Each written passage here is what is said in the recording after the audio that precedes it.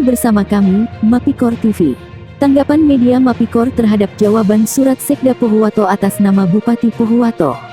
Surat nomor 800-582-5-2020 pada tanggal 13 Mei tahun 2020 atas nama Bupati Pohuwato H. Syarif Buinga, yang ditandatangani oleh Sekretaris Daerah Pohuwato Joni Nento SIPMM, yang diterima pada tanggal 18 Mei tahun 2020. Perihal konfirmasi menjawab surat media Mapikor nomor 021-PUPR-Constrip-5-5-2020 pada tanggal 12 Mei tahun 2020.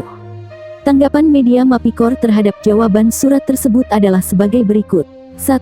Dari hasil identifikasi tim pelaksana tugas bahwa sampai saat ini alat berat yang tengah beroperasi berjumlah 7 unit yang dimiliki Hadoya, Naning, Amir Inaku, Kako, Yosar. Setiap alat berat mempekerjakan tenaga kerja sejumlah 30 orang dan jumlah kabilasa pada setiap alat berat berjumlah 100-200 orang. Tenaga kerja yang dipekerjakan selain berasal dari Desa Hulawa dan sekitarnya sebagiannya lagi dari Sulawesi Tengah. Jika di total satu alat berat mempekerjakan 30 orang, ditambah dengan kabilasa berjumlah 100-200 orang, dikali 7 alat berat, maka jumlah orang yang ada di tambang emas liar Botudulanga mencapai ribuan orang.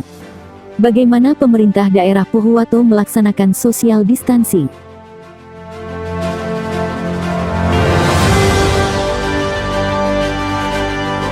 Dua. Pergub nomor 15 tahun 2020 tentang pembatasan sosial berskala besar di Provinsi Gorontalo, bahwa adanya kegiatan pertambangan liar tersebut telah meresahkan sebagian masyarakat Desa Hulawa, di mana di tengah masa PSBB seyogyanya masyarakat melakukan PSBB dengan baik dan benar. Akan tetapi, pada kegiatan pertambangan tidak mengindahkan aturan yang tengah disosialisasikan, bahkan telah mengundang sebagian masyarakat dari luar daerah Hulawa ataupun dari luar Kabupaten Pohuwato yang dinyatakan sebagai zona merah.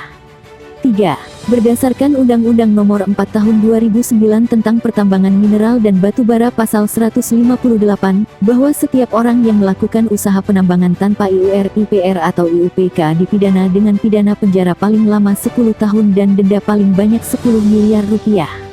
Sementara pada Undang-Undang Nomor 32 Tahun 2009 tentang PPLH Pasal 109, bahwa setiap orang yang melakukan usaha dan atau kegiatan tanpa izin lingkungan sebagaimana dimaksud dalam Pasal 36 Ayat 1, dipidana dengan pidana penjara paling singkat 1 tahun dan paling lama 3 tahun dan denda paling sedikit 1 miliar rupiah dan paling banyak 3 miliar rupiah. Bahwa lokasi kegiatan pertambangan tersebut belum memiliki izin lingkungan dan memberikan dampak yang besar terhadap lingkungan, diantaranya telah terjadi perubahan kualitas lingkungan secara nyata. 4. Pemerintah kabupaten sesuai undang-undang bisa bertindak tegas terhadap penambang liar yang tidak memiliki izin sama sekali. Akan tetapi sampai saat ini tidak ada tindakan tegas dari Bupati Pohuwato. Oleh sebab itu, masyarakat Desa Hulawa menyatakan tidak percaya terhadap kepemimpinan Kepala Daerah Kabupaten Pohuwato yang dianggap tidak bisa bertindak tegas. Sementara pemerintah daerah Pohuwato bisa meminta pihak kepolisian dan TNI untuk bersama-sama menindak para penambang liar tersebut.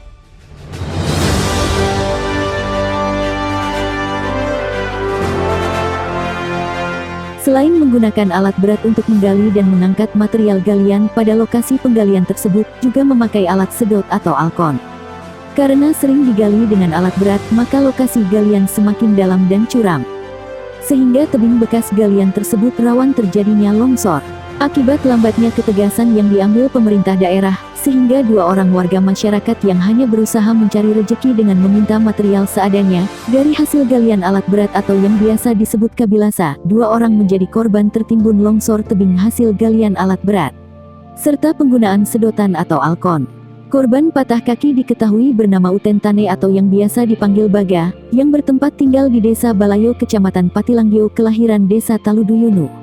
Sementara 1 korban lainnya dilarikan ke rumah sakit. Informasi yang diterima korban mengalami luka parah diketahui dari masyarakat bernama Odi, yang tinggal di Kecamatan Paguat.